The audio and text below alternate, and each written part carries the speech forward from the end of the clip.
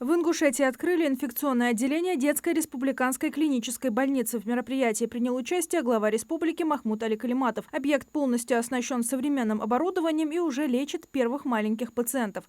Отделение рассчитано на 60 коек. Здесь предусмотрены одноместные изолированные боксы, каждый из которых оснащен отдельным санузлом, душевой, системой подачи кислорода, кнопкой вызова медперсонала. А на первом этаже боксы с отдельными входами для пациентов с высокозаразными инфекциями. Особая гордость учреждения – реанимация нового поколения. Оборудование подключено, современные УЗИ-аппараты и все необходимые медикаменты в наличии.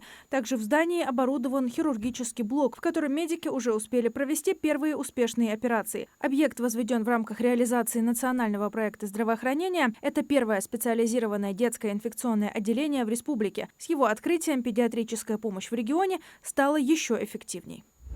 Прямая линия с президентом Владимиром Путиным состоится завтра в 12 часов по московскому времени, напомнил глава региона Махмуд Али Калиматов в своем телеграм-канале. Он отметил, что к работе подключатся и ингушские журналисты. Глава добавил, что поручил правительству республики в оперативном порядке отработать все обращения, касающиеся Ингушетии, которые прозвучат в ходе эфира. Программа «Итоги года с Владимиром Путиным» объединяет большую пресс-конференцию главы государства и прямую линию. Сбор вопросов для программы стартовал 4 декабря в 15:00. Он продлится вплоть до ее окончания. В этом году, как и в прошлом, Гигачат занимается расшифровкой обращений на прямую линию.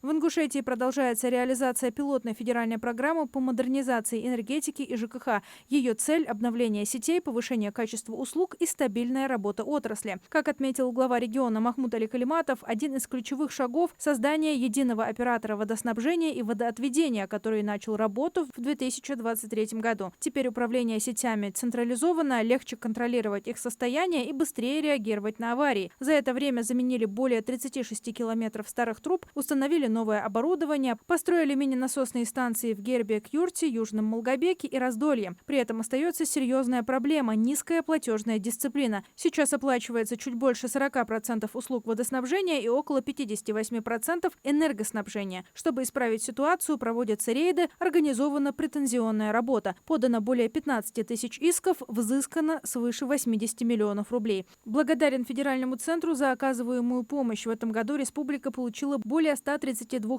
миллионов рублей на развитие жилищно-коммунального хозяйства и энергетики. Это создает основу для дальнейшего развития отрасли и позволяет продолжать модернизацию сетей по всей республике, подытожил глава.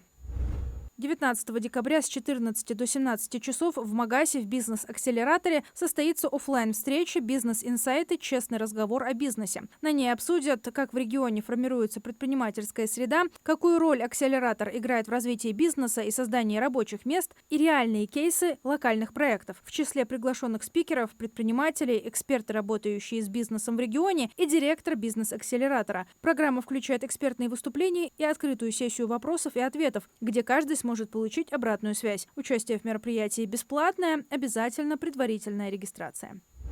Жители Ингушетии приглашают принять участие в масштабном событии. С 25 января по 7 февраля будущего года в Дагестане пройдет форум гостеприимства «Кухня без границ». Это главное гастрономическое событие Года единства народов России в СКФО. Форум объединит лучшие практики и таланты всего округа. В программе 6 конкурсов для ресторанов и отелей, молодежи, семей, женщин и профессиональных шеф-поваров. Это шанс ярко заявить о кулинарных традициях и гостеприимстве республики. Приглашаются к активному сотрудничеству представители бизнеса, органов власти и общественных организаций для совместного создания будущего гостеприимства Северного Кавказа. Госдума приняла закон, направленный на повышение адресности и эффективности целевого обучения. Закон предусматривает расширение круга организаций, которые могут выступать заказчиками целевого обучения за счет бюджетных средств в пределах установленной квоты. Право заключать соответствующие договоры со студентами получат сельскохозяйственные товаропроизводители, перерабатывающие предприятия агропромышленного комплекса, участники свободных экономических зон, производители лекарственных средств, а также стратегические предприятия и организации. Для аграрных заказчиков предусмотрена возможность устанавливать дополнительные требования к абитуриентам, окончившим школу с профильным обучением в небольших населенных пунктах.